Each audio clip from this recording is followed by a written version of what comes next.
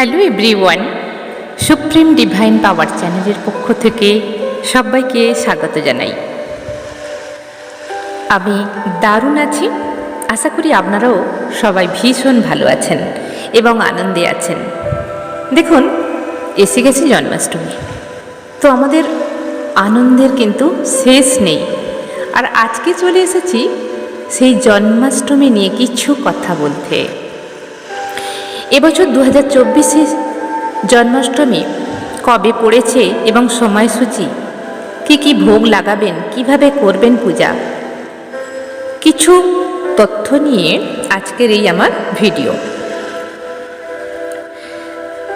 2024 সালের যে জন্মাষ্টমী পড়েছে, এই জন্মাষ্টমী কি কি নামে পরিচিত, আমরা কি কি নাম আমরা জানতে পারি মোটামুটি। যাকে বলা হয় ননী গোপালষ্টমী, আবার কেউ কেউ বলে জন্মাষ্টমী, কেউ কেউ বলেন গোকুলাষ্টমী, কেউ কেউ আবার বলেন কৃষ্ণাষ্টমী, আবার শ্রীকৃষ্ণ জয়ন্তী। ননী গোপাল রূপে পুজো করা হয় এই জন্মাষ্টমীর দিন। ভগবানের জন্ম বলে কথা, এ কি চারটিখানি কথা? মহা উৎসব, মহা আনন্দে ধুমধাম করে যে যেরকমভাবে পারে, যেখানে মন্দির এবং বাড়িতে এবং গোকুলে, না জানি আমাদের এই সারা বিশ্বে কত রকমভাবে ভগবানের পূজা করা হয়। কিন্তু আমাদের মনের ভেতরে আছে সেই ভগবান, আমরা মন থেকে অতি সামান্য কিছু জোগাড় করে আমরা যদি তার আরাধনা করতে পারি, তাতেও তিনি সন্তুষ্ট হন, কারণ তিনি যে ভগবান। 2024 সালের 26শে অগস্ট নাকি 27শে অগস্ট জন্মাষ্টমী আমরা পালন করব। 2024 সালের 26শে অগস্ট, বাংলার 1431 বঙ্গাব্দে সোমবার জন্মাষ্টমী পালিত হবে এবং নন্দোৎসব পালন করা হবে 27শে অগস্ট মঙ্গলবার। এই দিনে আমরা 26শে অগস্ট সোমবার শ্রীকৃষ্ণের জন্মাষ্টমী আমরা পালন করব।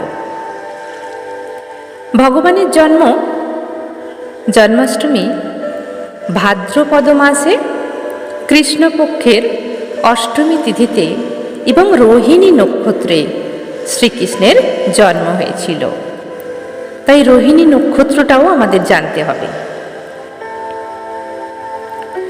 অষ্টমী তিথি যে সময়সূচি, যেই সময় থেকে লাগছে সেটা হলো 26শে আগস্ট 2024, বাংলার 9ই ভাদ্র 1431 সোমবার দিবা 8:36 গতে 27শে আগস্ট 2024 এবং 10ই ভাদ্র 1431 মঙ্গলবার দিবা 6:49 পর্যন্ত থাকবে।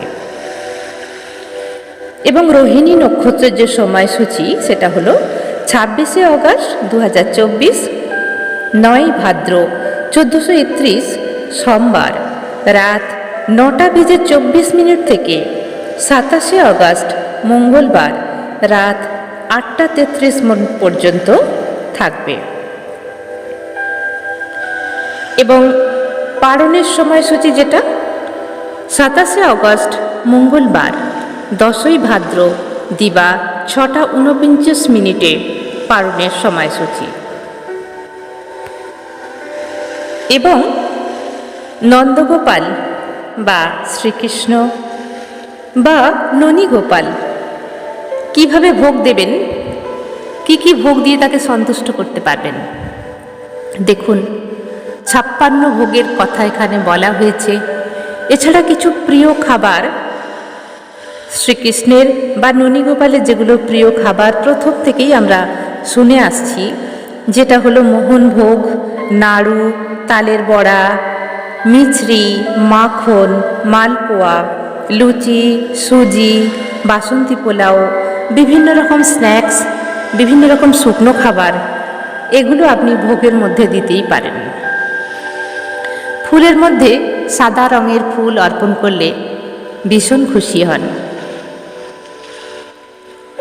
এবারে যা করতে হবে, আগের দিন মানে রবিবার দিন অবশ্যই নিরামিষ আহার ভক্ষণ করতে হবে এবং সংকল্প করতে হবে। সংকল্প কিভাবে করবেন? যেদিন রবিবার সেদিনে খুব সকালে উঠে নিজের সমস্ত কাজকর্ম মিটিয়ে একটি প্রদীপ জ্বালিয়ে হাতের মধ্যে কিছু আতপ চাল, 1 টাকা এবং জল হাতে নিয়ে সংকল্প করতে হবে, হে পরমাত্মা, হে ভগবান শ্রীকৃষ্ণ, আমি জন্মাষ্টমী পালন করতে যাচ্ছি কালকে, আমি যেন ঠিকভাবে সব কিছু নিষ্ঠা ভরে পালন করতে পারি এবং আমি আমার সাধ্য মতো আমি চেষ্টা করব সব কিছু ঠিকঠাকভাবে পালন করতে। এটুকু সংকল্প করে নিতে হয়, কারণ এই সংকল্প করলে আমরা একটা বন্ধনে আবদ্ধ হব। দেখুন, নিয়ম অনেক কিছু আছে, সব নিয়ম কি আমরা পালন করতে পারি? আর নিয়ম তো মানুষেরই তৈরি, সব নিয়ম মানুষ তৈরি করেছে।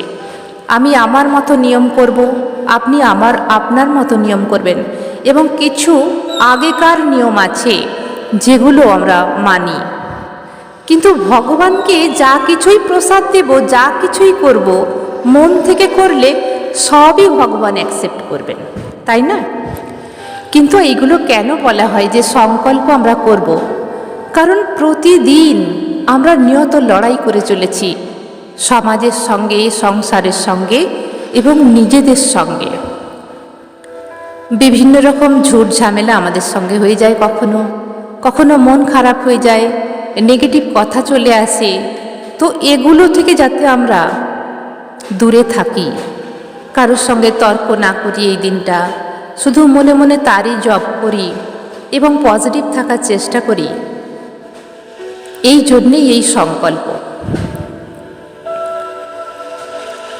এই সংকল্প আমরা সংযম অবশ্যই পালন করব আগের দিনে, এবং যেদিনে পূজা হবে সোমবার নির্জলা উপবাস থেকে রাত 12টার পর প্রসাদ খাব এবং তারপরের দিন আমরা পালন করব। কিন্তু এক্ষেত্রে বলে থাকি, নির্জলা উপবাস আমরা কিন্তু সবাই করতে পারি না, কারণ অসুস্থ আছে, যারা কোনো কিছু শারীরিক প্রবলেমের মধ্যে আছেন তারা একটু ফল, ডাবের জল, দুধ এগুলো খেয়ে আপনারা শ্রীকৃষ্ণের জন্মাষ্টমী পালন করতেই পারেন। শুধু মন থেকে পজিটিভ হয়ে আপনারা এই পুজো করতেই পারেন।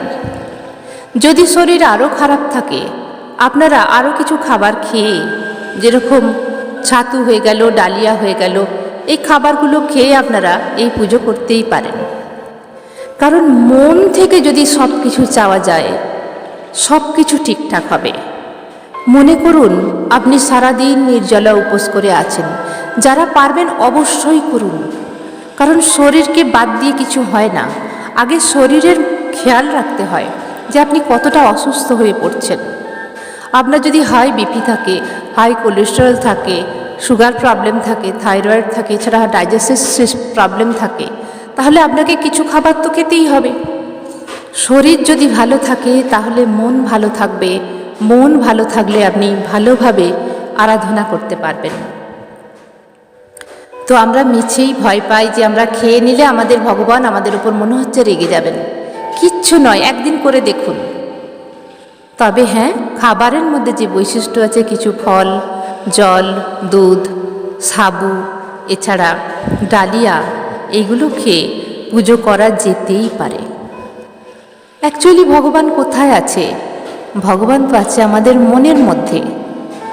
সেই মনের মধ্যে রেখে বসিয়ে পুজো করুন না, মন থেকে পুজো করুন, তাহলেই দেখবেন যে আপনার ভগবান কি সুন্দর সন্তুষ্ট হয়েছে। এবারে বলে দেব কিছু মন্ত্র। আপনারা আপনাদের মতো করে এই জন্মাষ্টমী সুন্দরভাবে পালন করুন। 56 ভোগ লাগাতেই হবে নাকি আরও অনেক কিছু আয়োজন করতে হবে? সুন্দর বস্ত্র দিন একটা, আপনার ছোট্ট নাড়ুগোপালকে অভিষেক করান পঞ্চামৃত দিয়ে, ধূপ দ্বীপ জ্বালান, আসন পাতুন, বাস তাকে মনের মতো করে আপনি সাজিয়ে দিন। আপনার সাধ্য মতো কিছু ফল মিষ্টি জোগাড় করুন, নাইবা 56 ভোগ হলো, কিচ্ছু যাবে আসবে না। আপনি মন থেকে যেটুকু দেবেন, যদি একটা নাড়ু বাতাসা সন্দেশ দেন তাতেই উনি সন্তুষ্ট হবেন। উনি যে আমাদের ভগবান, যেটুকু আপনি সাধ্য মতো জোগাড় করতে পারবেন তাই দিয়েই এই ননীগোপালের পুজো করুন। এখন কিছু মন্ত্র বলে দেব, যে মন্ত্রগুলো আপনারা করতে পারেন এই দিনে। যেমন ওম ক্লিম কৃষ্ণায় নমঃ, এই মন্ত্র আপনারা 108 বার চ্যান্টিং করতে পারেন। এছাড়া মহামন্ত্র যে আছে,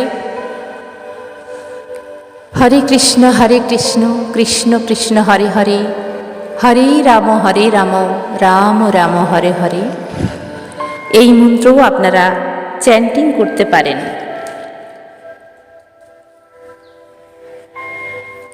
এছাড়া আরও কিছু মন্ত্র আছে।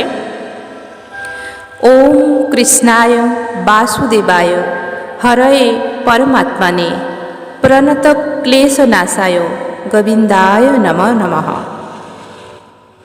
এই মন্ত্রটাও আপনারা চ্যান্টিং করতে পারেন। আর যে মন্ত্র হলো, হে কৃষ্ণ করুণা সিন্ধু দীনবন্ধু জগৎপথে গোপেশ গোপিকাকান্ত রাধাকান্ত নমস্তুতে।